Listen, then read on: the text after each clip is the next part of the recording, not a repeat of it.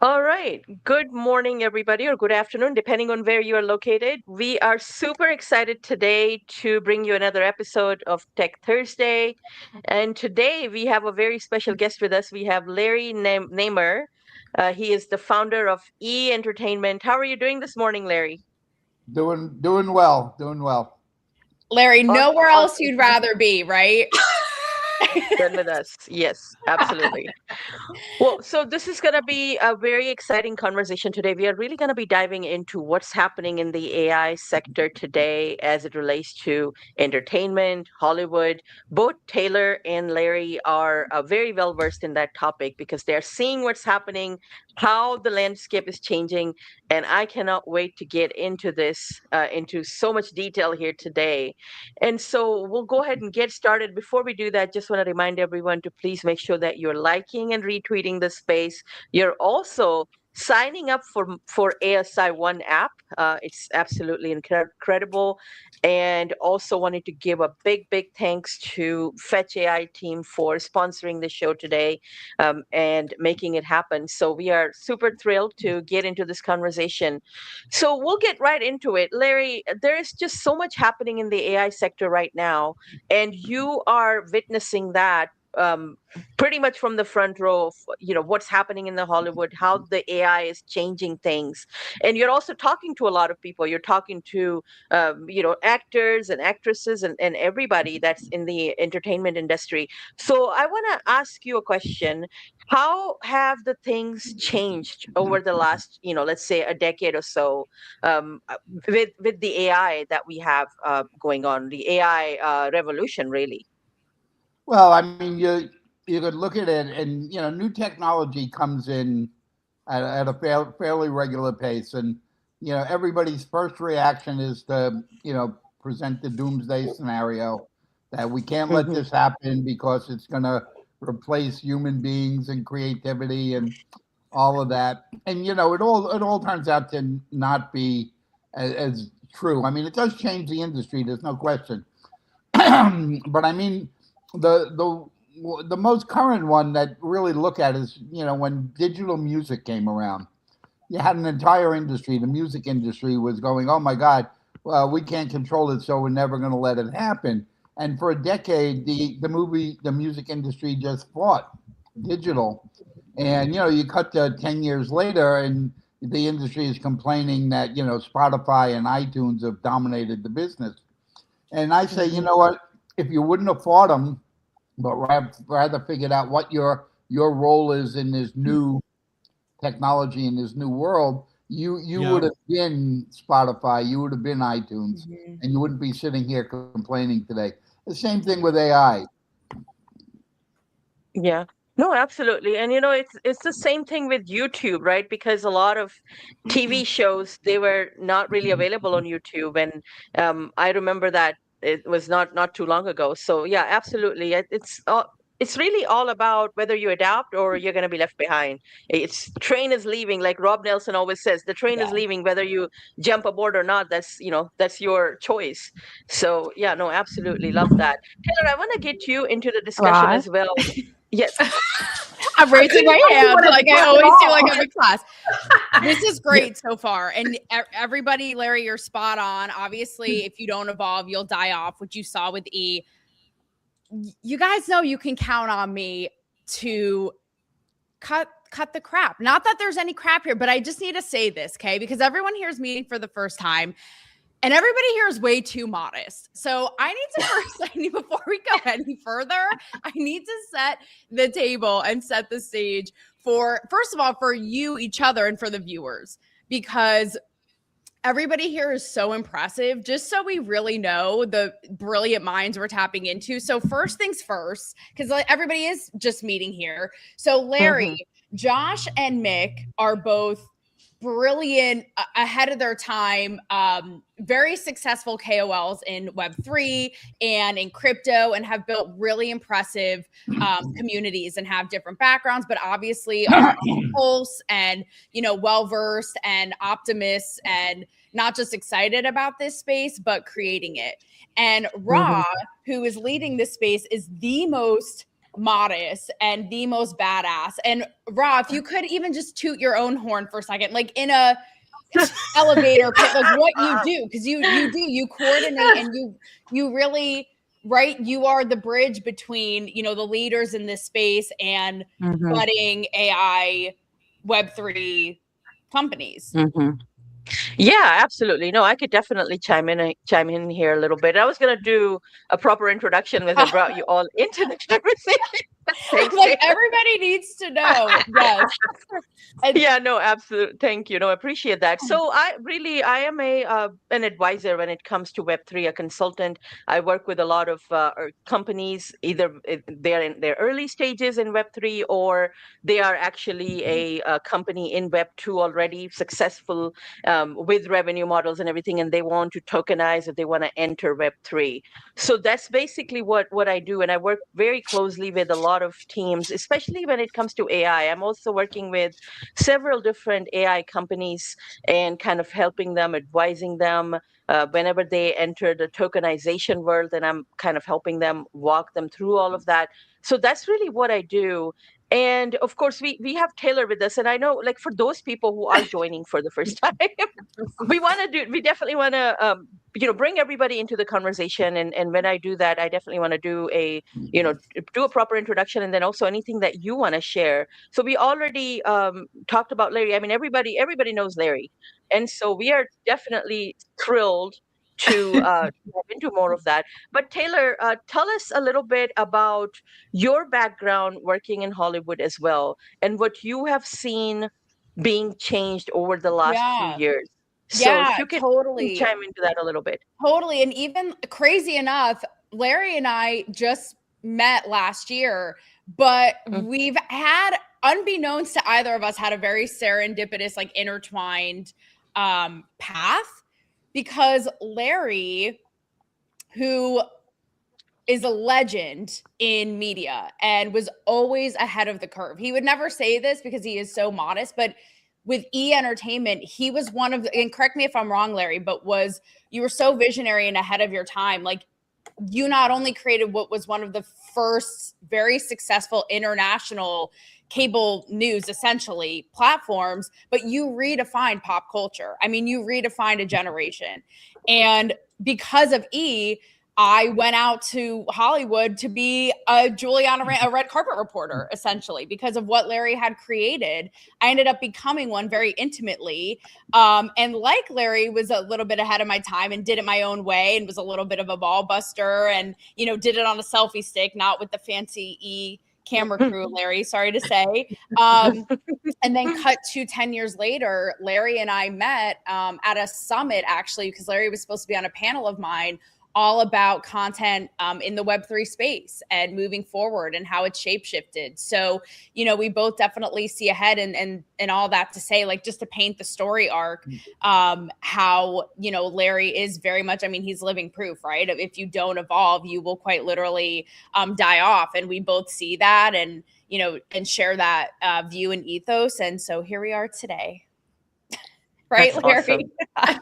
Larry's like, I did not know about any of this. No, but Larry.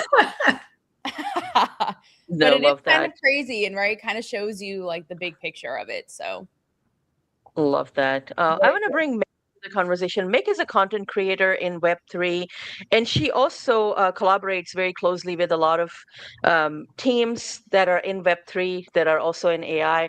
So Meg, tell us a little bit about your background, but then also what have you seen happening, and what are some of the questions that you may have also for Larry, as it relates to AI in Hollywood? Man, how long do we have?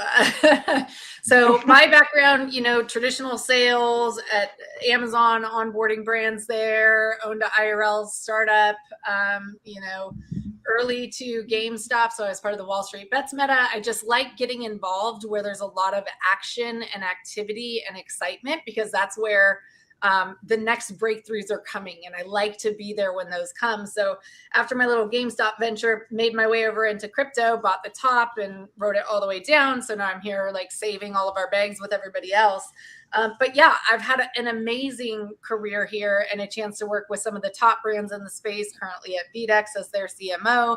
I've done a lot of KOL work and ambassador work with different chains. Shout out AVAX, who was a big supporter of mine for a year. And we have something kind of exciting coming with them soon too. But that being said, this has kind of, it's like I've been prepared for AI because we obviously hear about it in Twitter all the time. We have our crypto Twitter bubble, and then there's this AI bubble that's kind of tangential, and you start seeing some of the crypto users adopt things, and you're like, okay, well, you know, fad. And then finally, I think it gets to the point where you realize if I don't get on this train now, kind of like you were saying before, Larry, like you're just going to be left out at the end of the day. And I want to try to find it real quick. I read a tweet from, this is really what I wanted to ask your opinion on. So Mark Ruffalo tweeted, "It's time for an economic revolution. Capitalism today is failing us, killing us, and robbing us from our children's future." And Peter Schiff, not a lot of crypto people are a fan of him, but I like his point here. Agree, too many getting rich making movies. Entertainment should be free, a public good. No one should profit from it. That's exploitation. Entertainment isn't here. Obviously, this is kind of funny, right? And he's fudding Mark a little bit. But is that kind of the feeling in Hollywood? Like they have had the opportunity to silo and capture attention, and now there are all these decentralized tools and platforms where other people can build audiences, and they're more intimate audiences. So you feel closer to the creators. Are they just feeling the threat from that, right? And protectivism within the group? And yeah, I'm curious to hear what you think about those comments.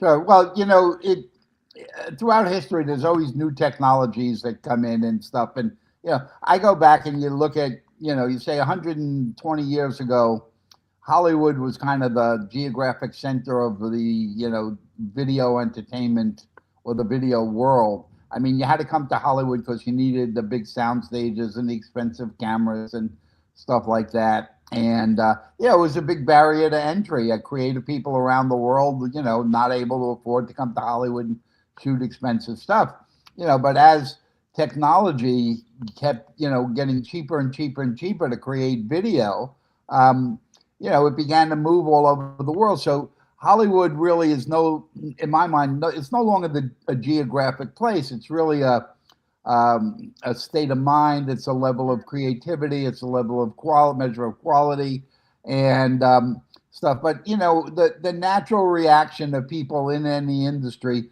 when something new comes along is they try and protect it and hold on, you know, and that just doesn't work. You got to figure out how you become part of the equation. Sometimes, you know, there'll be job elimination. On the other hand, there'll be job creation and stuff.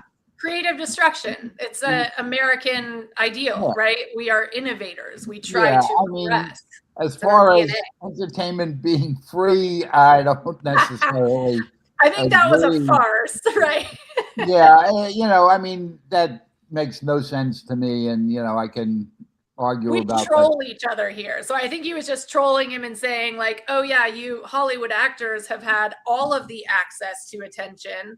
Now that's decentralizing. You have competition and you're trying to protect maybe from this competition and keep your little honeypots that have just been paying for years. I see, and this is another question I have, like Jennifer Aniston in Facebook commercials for chips now, right? Yeah. Like, is it becoming less of a big deal to be these big A-list stars? Like you can see them doing things that, I mean, I was shocked when I saw that because I have a large, she's one of my favorite actresses. I have a huge amount of respect for her.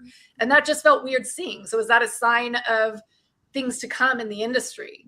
Yeah. I mean, you look at, you know, not too long ago, there was, you know, a dozen folks who could command box office, meaning if you put Jennifer Aniston in a movie and it was a rom-com, you were guaranteed to at least break even and probably make a hell of a lot of money.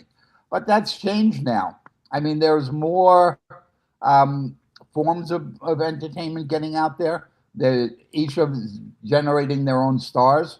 or celebrities within it. I mean, now the big term is influencers and stuff like that, which is a whole other story. But there's very few people. I mean, other than Tom Cruise, there's nobody that guarantees you box office, and even he doesn't do it the way he used to. There's a lot of diversity. There's a lot of opportunity for people who are creative to create stuff that's smaller and more interesting to niche audiences, to figure out a way to monetize it and stuff. So, my feeling is at the top end, the Marvel end, you'll see less and less of those. And at the lower end, let's say the movies or shows 20 million and below, you'll see a lot more of that. And you'll see them come from literally all over the world. I mean, we're seeing it now with great stuff coming out of Korea and Turkey and stuff like that. And with distribution, so is it good for the industry? I guess I would ask, like, is this good for the end user of entertainment in the long run? Absolutely. I mean, people have choice. I mean, when digital came around, I predicted the demise of NBC. And, and it's a very simple equation. Do you want to watch what you want to watch when you want to watch it? Or do you want to watch what NBC wants you to watch on Thursday night at 8:00? I mean, we all know the answer to the question. Anything that's good for the consumer ultimately will win. Yep. Thank you very much for answering my questions. Thank you, Meg. Those were some great back and forth questions. I love that. Taylor, I could just tell that you want to chime in here. Do you have any follow-up comment before we go to Joshua? It's so hard. I get it. Trying to be a good girl because I already jumped the shark on your brilliant introduction. So I'm just trying to be. I'm like the kid sitting on my hands in class, like.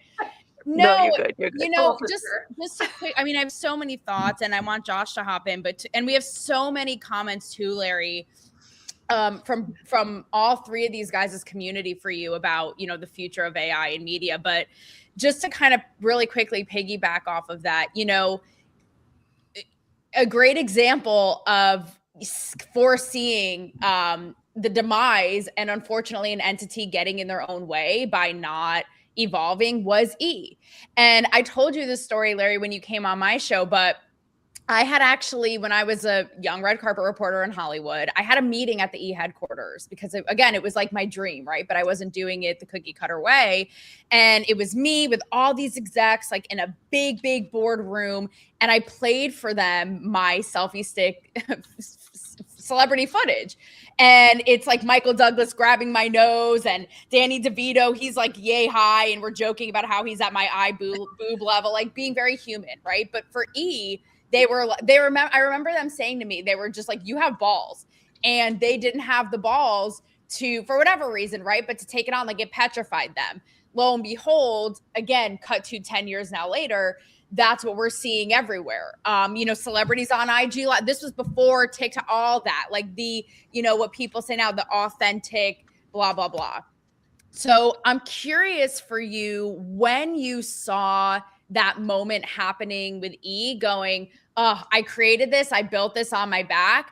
I'm super proud of it, but they're just not seeing it. And this is where I got a Randy Jackson, like a peace out dog. Like they're not seeing it. Like, was there a moment for you, or was it sort of an evolution of one thing after the other, like kind of trailing off in that way? I mean, it goes. I mean, look, E is in 142 countries now.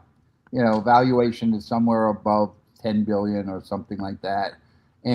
But early E was my sensibility, which was Hollywood is funny stuff. Don't try and make believe it's rocket science. And, when we grew so big and so fast, that, we went from 11 employees when we started to 1,100 in 3 years. For me, it started to be less and less fun. I was more involved in boardrooms and budgets and stuff, and not doing what I like. So, Alan and I we decided that it's time to get out. Yeah. We saw the writing on the wall, and so we got out and sold to Comcast. And E lost its sense of humor. It started to take itself seriously, thinking that it's, curing cancer or, something like that. And, the whole flavor of it has gone down. And, I would have moved it, I would have moved it into the web world.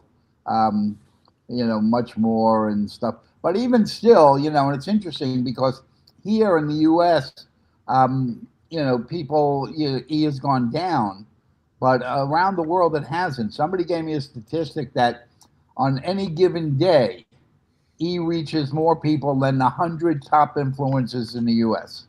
Do you know what I think that is? We're such a shit show to watch. Probably the whole rest of the world is like, let's watch what those dumb Americans are doing. It's exactly right. Yeah. There are going to be, there are going to be AI influencers like coming for everybody's crown. Larry, even your thoughts? I mean, Yes. you joke about the influencer guys. Larry was like keeping up with the Kardashians. I mean, Kim Kardashian, biggest influencer in the world, billionaire, and Larry, for better or worse, that came from your creation. I think it's great, but. Yeah, now people ask me, what I'm up to, and I basically say I'm on my Kardashians repentance tour phase. That is so much fun. Well, thank you, Larry. Great takes there. I want to bring Joshua into the conversation as well. Joshua is the founder of Chainlink. He's also a fellow content creator, a crypto influencer like ourselves, myself and Mikkel, and also working very closely with a lot of AI companies. So, Joshua, if you could do a very quick introduction about yourself, and then also tell us if you have any questions for Larry today. Yeah, so welcome, everybody. I'm Joshua Roomsberg, founder of Chainlink, host of the Chainlink podcast. And overall, I've been listening to the conversation. I've been trying to hold my peace over here, but yeah, I definitely have some things to chime in on. For the intersection of AI and music, there's a crossover there, and I just seen something this morning. Billboard's adding a new category for AI artists. So that's going to be huge for the AI music moving forward. Then you have the intersection of AI coming into TV and movies, whether it's a AI character or it could be CGI done by AI to create more elaborate, more in-depth movies moving forward. So Larry, I wanted to get your take on that. Do you see the intersection of AI taking over the CGI, like those jobs that many people in the industry already do specific ways with certain programs? They're either going to have to adjust to include AI, or they're going to get replaced by somebody who does understand the AI technology. Would you agree with that, or do you think something else is coming?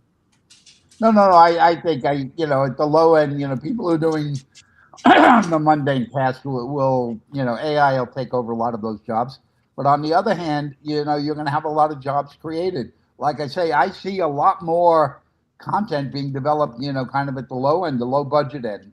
Creating opportunities for writers and actors and ad sales, you name it. The whole food chain gets to eat. Right now, the greatest story in Hollywood is everybody's calling it the era of the microdrama, where people, or verticals, where everybody's now shooting in vertical format as opposed to horizontal. And people, that bugs me to the core. I still do wide frame. And there's a great example of putting AI to work. Everybody's going, no, I don't want to shoot in vertical because what if somebody wants to buy it for television? It's if it just stays as a vertical, it's hard to adapt. But I do a lot of stuff in China, so I know a lot more about where that world is going. And where's it going? There's technology being developed now. I mean, we're literally months away from being able to shoot something in vertical and then using an AI program to say, okay, what would it look like if it was horizontal, and it would fill in the edges. So you're going to be able to shoot in both. There's even a camera out now that does it, uses some AI and stuff. It gets more sophisticated. The problems go away. And really it comes back to creative people will have the tools to really extend their creative. And the nice part about it is, as you bring the cost down, you then can create things that are that resonate with smaller and smaller audiences, because you don't Yeah. need. Mhm. I mean, it used to be you needed 30 million people to watch a TV show to make sense of it, and then cable came around and you only needed a few million, and then the internet came around and Now you you only only need need 50,000. Yeah. 100,000. With Mhm. AI, people are creating stuff now that's mind-boggling good. And then if you get 10,000 people to watch it, you actually have been able to pay for it. So you're going to see more Yeah. and more creativity come in there. You should see Now I this got video another- I made of me and Taylor with totally AI. We're ahead of the time. Yeah. I had another question for you with you said you went from 10 workers up to 1,100. Was that the number? So we went from 11 to 1,100. Yeah.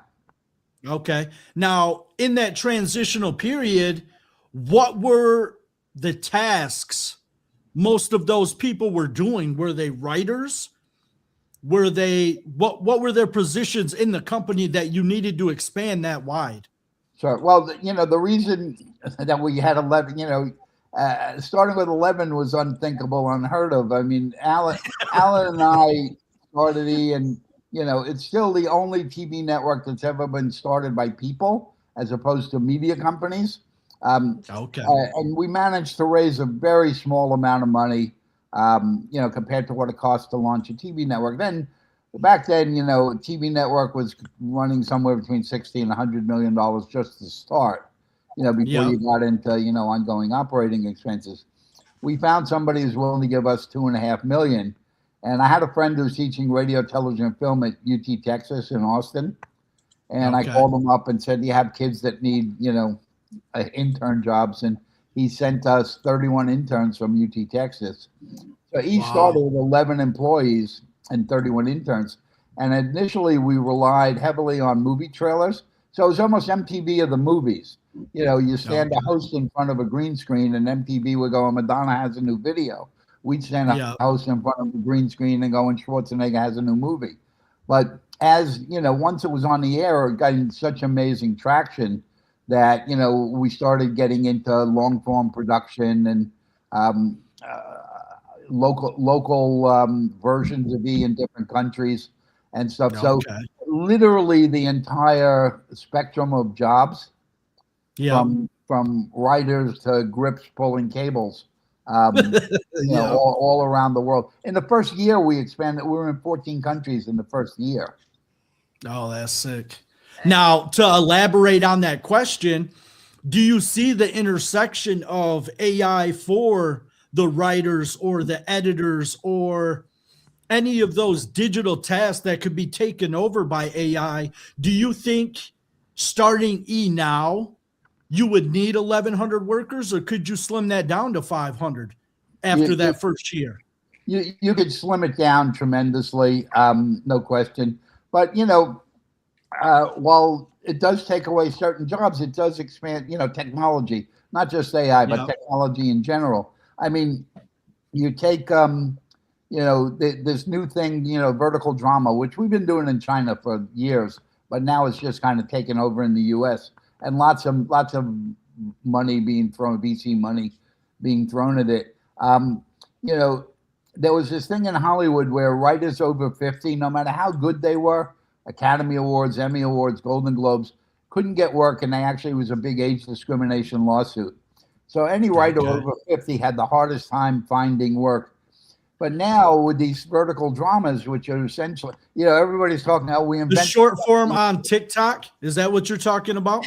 No, you could look up things like Real Shorts and Drama Box. Yeah, like the reels, but like on TikTok, I seen a thing last week where movie producers are doing short form movies that are exclusively for social media in the vertical form. Is that what you're saying? Basically, you shoot a movie, in China, you make a long form movie for, 90-minute movie, and you can make them for about 300 grand. They're kind of fluffy and, not a lot of effects. And then you break it down into, 45 2-minute segments and stuff. But, and it's serialized. And that's how the business model is. But now all of a sudden, you know, and everybody's going, we invented something new. And I'm going, no, you didn't. It's been around for 70 years. It's called soap operas. Right. And Yeah. Take me the back. people who know how to write in 2-minute arcs are these old soap opera writers. So now you Okay. got this whole part of the Writers Guild that are automatic. They're like the most in demand people in the town, is because they know how to write stuff that leads people from 2 minutes to the next 2 minutes. So yeah, it takes away in some places and it adds in others.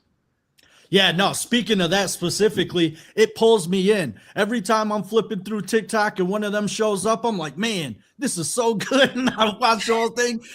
And then it ends and it leaves me on a cliffhanger. I'm like, damn, where's the rest of this? And then you got to sign off. I'm like, I ain't going that far. But they drag me in with them first 2-minute clips all the time. Yeah, and that's just great writing that knows how to do it. You know, there's a little cliffhanger. And again, but it's nothing more than the soap opera format. But you know, if you look at the economics of this, so like in China, we do a 90-minute movie and we break it down into 45 2-minute segments. Yeah. I give you the first 10 for free. You're a good example. You go, this is really good. I wonder what happens in 11. But in 11, you know, if you want to see 11, you pay $1. You know, you go, that's no big deal. I want to know. And then 11 leads you to 12 to 13, whatever. So when you think about it, I have 35 segments that I can sell for $1 a piece. So now on a $300,000 movie, I'm getting a $35 ticket price. Marvel, on the other hand, is making a $300 million movie and getting an average $19 ticket price. So who's got the better business model? Yeah. Right. That's Lower nasty. overhead. Yeah, that's What you think about that, Mark Ruffalo? No. Yeah. I'm gonna go respond that right now. What you gotta say to that? No, but it's yeah, his whole thing. How is long? crap. How long have you been in producing the short forms like that and breaking them down, the 90 minutes and breaking them down? We've been doing it for like 8 years now. I do a lot of stuff in Asia. So in China, I have like one show. It's called Hello Hollywood. If Taylor spoke Mandarin, she could host. But AI will Right, teach you, Taylor? Larry.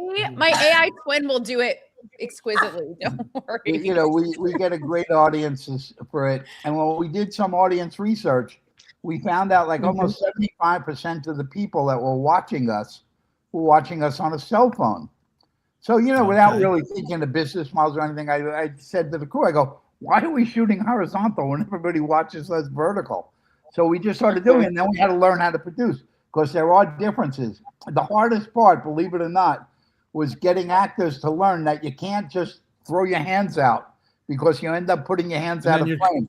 So you have to learn to put your hands close to the body. We had to change around the way we lit it. We had to change around. We did audio and stuff. And that's kind of the precursor to this serialized drama stuff. That just opened my eyes. I'm going to start doing more vertical format. That's wild. I used to overlook it, I swear. Yeah. But now you just open my eyes to that. for Well, it's sure. like- When you're, so- dealing with, when you're dealing with short form, you're going to find that most people are watching it in on a cell phone. I mean, because Yep. where do you watch little clips of big TikTok? Right. I don't watch Right. them on my computer. I watch them on my Absolutely. phone. Is Yeah. it just our naturally shrinking human attention spans? Because as a literature major, and we started out with epic poems, and then these great novels, and then like little bitty mini readers, and now we're short stories and lines of poems. It's kind of a yes and no answer. So like we said, we were doing them in 2 minutes. Now all the research is saying do them in 90 seconds or less. Oh, Jesus. So we have to write them a little differently. But it's not all of that, or it's not all of the other. It's really a combination. Sometimes I'm on, I'm on a train or something. I want to watch stuff on my computer. But then you look at long form stuff on the Netflix and the Amazons and the Hulus. Those are on the clear rise. And of course, the quality of that stuff is amazing. I mean, you look at what's going on in television. People go, don't you feel bad television's dead? And I'm going, I'm a storyteller. I don't care what you watch it on, what the technology is. I mean, it's never, ever been better for a storyteller. Mm. Yeah. Yeah, Absolutely. When we talk about storytelling, this is also so important. I remember, like, for a very long time, I used to think that, hey, at some point, I want to create a movie about my life. I want to write a book about my life. I want to do all of that. And of course, the movie part was the big one, right? Because how the heck do you do that? That's like How? impossible, like near to impossible, right? But now with AI, it's like, oh, wow, you know what? If I really wanted to create a movie about my life, I could do that actually. It's like we are getting there, right? We are not quite there 100% yet, but we are getting there. And I think this is going to empower the creators so much. And you'll have basically sky is going to be the limit of your creativity. Whatever you want to do in the world of AI, you will be able to do that. I do want to reset the room and just want to remind everyone real quick. If you haven't already done that, please make sure that you're liking, retweeting the stream today. Also, leave us a comment if you have any questions. Definitely throw us those questions and we'll go over them as well if we have time. And then also I did send a link to the ASI One app in the comments box. So please make sure that you check it out. You sign up. They are the ones sponsoring our show today. So we are super grateful to them. And make sure that you also DM me from that app so I can get you added to the giveaway that we have for 1,000 fetch tokens, which is coming up right here in February. So super excited for that. Larry, I actually read an interview that Taylor sent me the other day about your takes in, entertainment, Hollywood, AI, all of that. And there was also a discussion of AI twins. Now, that's an area, like, as you can see, I'm not on the camera right now. All of you are. It's funny, I am in Web3 and no one has seen me yet, except for very few people. I'll play you in the movie. Nobody will know. I want to. Me and Taylor both know what you look like. We'll wait for Taylor. But I'm basically like, sometimes people would mistake me for like an AI avatar, and I do have an AI twin of myself as well. But mostly Web3 is very much just focused on what you can deliver and not who you are, where you're from, what you do. It's all about the results that you deliver in Web3, which is amazing, which is phenomenal. And most people, they don't even care what your name is, like none of that. It doesn't matter. It's just like, can you get the work done or can you not? That's really what it boils down to. But when we talk about AI twins, there was a very important discussion where you mentioned something about, how we are like AI competing with human emotions. Like that's not, there is definitely a big difference there. So how do you see that evolving with, AI actors and actresses and their AI twins coming in? And not only that, but what we were earlier talking about, AI influencers, that's already happening. That's like, it's there already, right? And now we are talking about AI actors and actresses. How does it all change? And then also, what kind of feedback are you receiving from, actors and actresses that you work closely with in Hollywood? Well, everybody is still afraid of it because they don't understand it. Yeah. So that's the general feeling. People are afraid of it and stuff. But people go, "Oh, I can make a movie and then they'll use me in another movie and stuff." That's not true. I can't do a movie with Tom Cruise and then say I'm taking the footage and cutting a different movie. There are things called contracts and there's laws and there's regulations and so that all has to catch up. But when you get to the issue of AI twins, I'll give you a good example. I mean, we haven't announced this yet, but there's an influencer woman. There's a motivational speaker named Natasha Graziano. 8 years ago, Natasha was a single homeless mom on the streets of London. You cut to 8 years later, she's living in Bel Air. She's life coaching will.i.am and Steve Aoki and half of the music industry. And so she life coaches all these people who pay her a tremendous amount of money, thousands of dollars a month. But her inspiration and motivation is not available to the general public. But she's done over 200 podcasts and TED Talks and written books. We basically built a twin of her so that instead of having to pay thousands of dollars, you'll have a digital twin of Natasha that I think we're launching on Valentine's Day. And for her, here's an opportunity to make money while she sleeps. Right. Absolutely incredible. And I think, Larry, I know what you're talking about because I'm also part of Twin Protocol team as well as Angel AI. So yeah, Angel Twin. So that's really right. exciting. Yes, absolutely. Yeah, so we are actually the ones who created their twin. Yeah, we're working with Twin Protocol and Angel AI, and but she's Small an world. interesting one. She's It is. she's now the #1 female motivational speaker in the country. Wow. Amazing. And but again, to get her to life coach you, it's very expensive. It's Natasha's twin calling. She hears you, Larry. Yeah, right? And She she wants heard. to know why it's supposedly we quarantined the story until Valentine's Day, but I guess I blew it. But it's a great example of how we're using technology. In case you haven't noticed, there are no women in late night television in this country. Zero. It's all That's guys. wild. It's all guys who do the same thing. They get up Yep. and do an anti-Trump monologue, and then they sit down with a show and they go, "So, Tom Cruise, tell us about your next movie." Literally. So it's all promotional, and they wonder why the ratings keep going down. And I'm going, maybe it's because it's boring stuff. Nobody Right. wants to watch that. We're tired of it. Her show is going to be on like Friday nights. We're going to have a TV show called Natasha After Dark, and she's motivational, inspirational. And again, because we need smaller audiences, we're able to deal in stuff and really provide voice to people who don't really have a voice in media today. That's Mhm. cool. I Really cool. Raw and Larry, I can't believe I didn't make that connection with both of you guys with Angel AI. That's funny. Just the coolest people that I know just break the internet right here. Kim, you I thought. really Kim thank you. K, Larry, this is did the you say monster that you created. No. I'd love to hop in here. Kind of big picture and taking in some of the comments and questions from viewers leading up to this. But we're talking a lot about creativity. And just to bring it back to ASI1, who are partnered with this, I mean, they totally embody that. We all see big things for it. And the idea that it actually is that what we're talking about, like a blank canvas to create AI, makings of your own, right? And to have a version of your own agent and all kinds of things. So to definitely get in on that. But, I think kind of big picture here, right? We all agree, and why we're excited about this space is we want people to be empowered by it and not scared or controlled. So with that, there are two kind of avenues in my mind where it could go either way, being empowered or scared and controlled. So Larry, I love a good choose your own adventure. So I'll have you choose your own adventure on this, but I feel like those two that really come to mind for everybody right now, just in the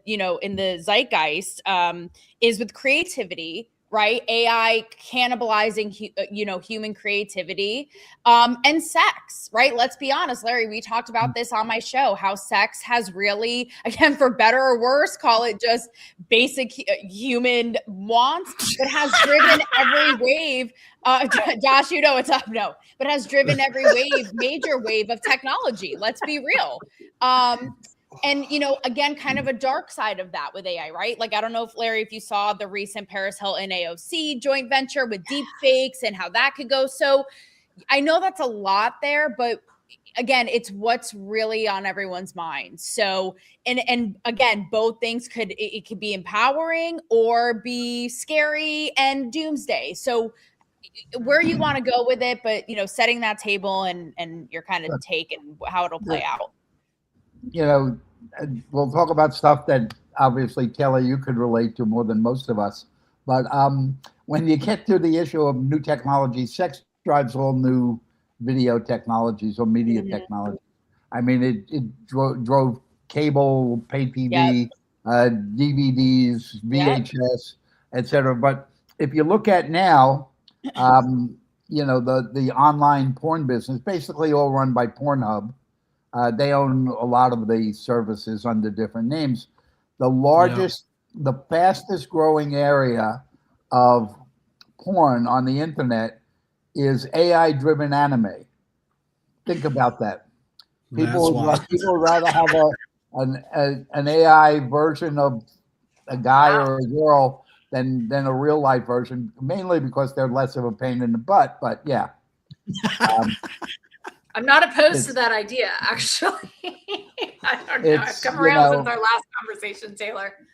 but throughout history, we've always seen, porn is what drives the new technology into the Yeah. home or into the hand of viewers, and then it normalizes. It becomes everything. So, I mean, when you first look at, when the internet took off, while everybody denies it, it was the porn sites that were driving internet use. Would you say, Larry? I mean, my philosophy is that it's really because let's be real, like you said, Hollywood is freaking out on all cylinders, right? They're boycotting, protests, all this with AI actresses, or the truthfully scary part, deep fakes and all this. And my philosophy is it's never going to be human. So I think the sweet spot, it is happening. It's coming in, like we've said, like a bulldozer. So the marriage, right? The marriage of the technology, the AI harnessing it with the human. Am I off base?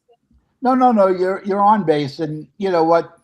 A lot of this, and we've seen this with other technologies too, is our regulators think that if they put their head in the sand, this stuff is going to go away. Completely. No That's what you regulation. said, Mick, last time. I Yeah. know. The biggest problem you have now is you don't really have a set of rules and regulations that tell bad people you're not allowed to do bad things or there will be consequences.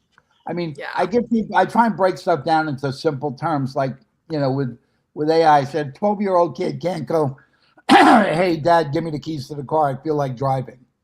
You have to be a certain age. You have to take a driving course. You have to take a driving test. And then there were rules of the road that if you didn't obey the rules of the road, you would lose your ability to do it. We don't have that yet. We're beginning to get it. There's Information highway rules of the road. But it's going to keep happening and stuff. And I always say, as human beings, we all have this similar thing, and that's called our time. We're all going to be on this planet for a very limited amount of time. And time is the most important asset we all have. And, when you go back, when I first got into business, I hate to date myself, but if I would need a script, it would take, I had a typewriter and a little bottle of whiteout. And it would literally take me 3 months to make a script. And then laptops came around and, word processing and stuff. So it used to take me 3 months was now taking me 5 days. Now with AI, I don't have to do all the research and I don't have to do the PowerPoint and I don't have to do the budgets. If you were to tell me, Larry, come up with a scenario for, doing a TV series about spoons, it used to take me 5 days, not long ago. Now it takes me 30 seconds. Then it's 2 hours of me going through it because it's never right. It doesn't have that human emotion and doesn't have that storytelling, understanding the storytelling. So now in 2 hours to 3 hours, I'm getting done what used to take me 5 days, what used to take me 3 months. I've reclaimed the time. So if I could still get paid the same amount for that 2 hours worth of work that used to be for the 5 days worth of work, how do you not love that? I mean, I could spend more time. I could learn how to speak Spanish. I could go on a cruise. Well, if you're Mark Ruffalo, you're mad because you can't keep doing that forever, right? It's just centralizing the tools, and now it's going to be spreading the wealth across. I mean, it's great for those of us who are adopting and already have platforms, but the competition is going to get fast and furious, I feel like. Yeah, absolutely. I mean, talented people all around the world. I mean, I'm working on something now. It's a 501c3 I just took over. It's called the World Film Institute. And I'm turning it into a masterclass platform for anybody creating video entertainment anywhere in the world. Wow. You get Steven Spielberg teaches directing and stuff.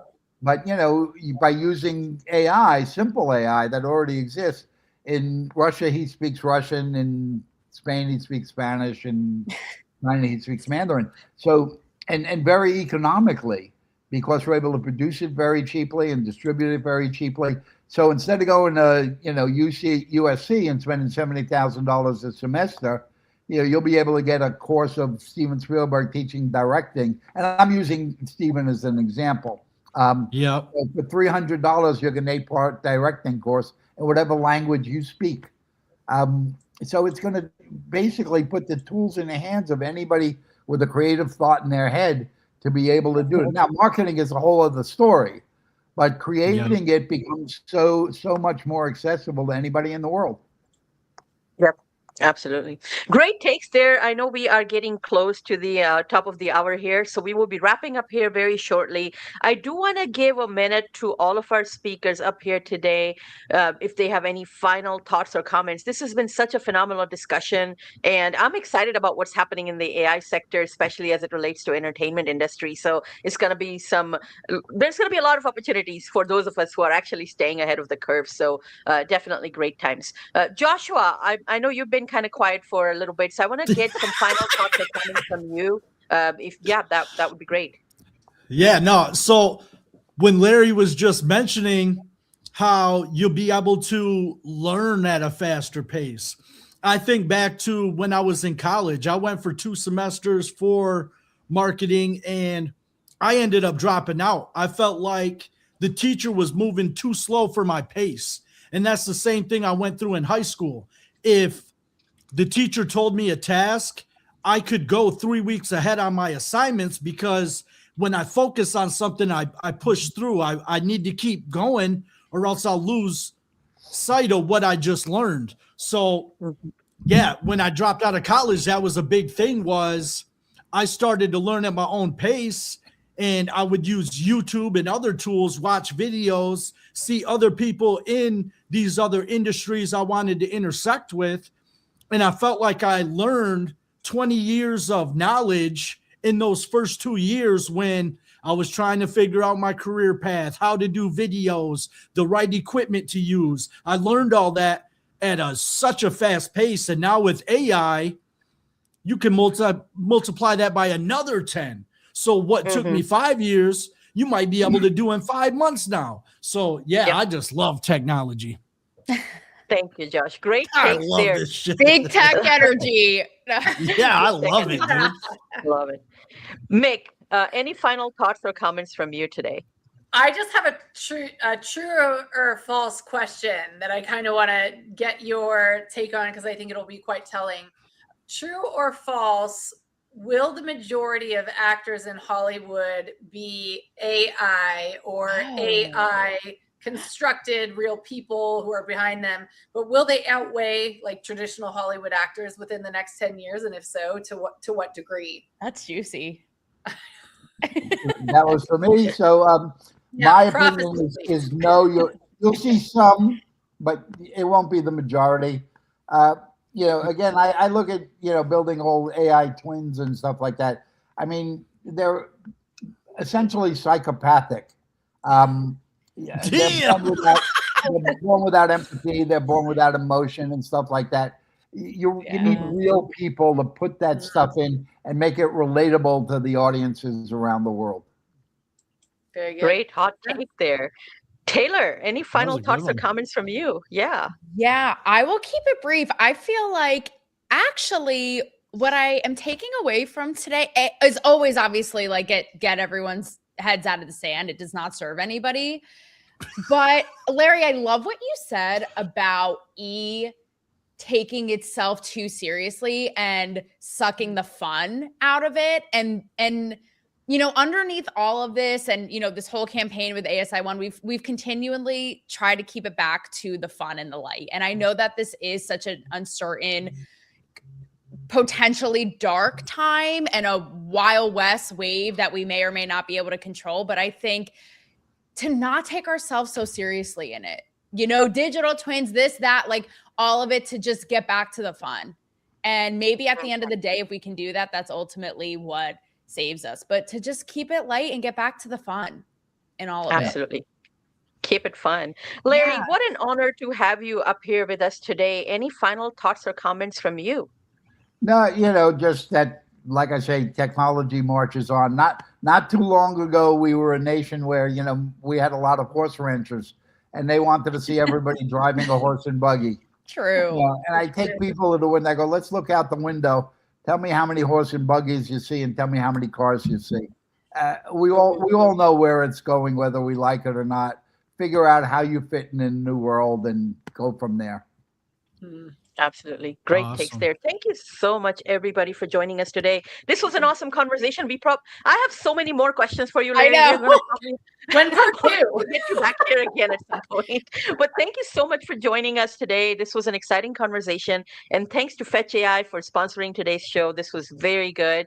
And yeah, I'll see you again next week. We have some more streams coming up. There's going to be a FOMO Friday tomorrow and then more streams next week. So excited for that.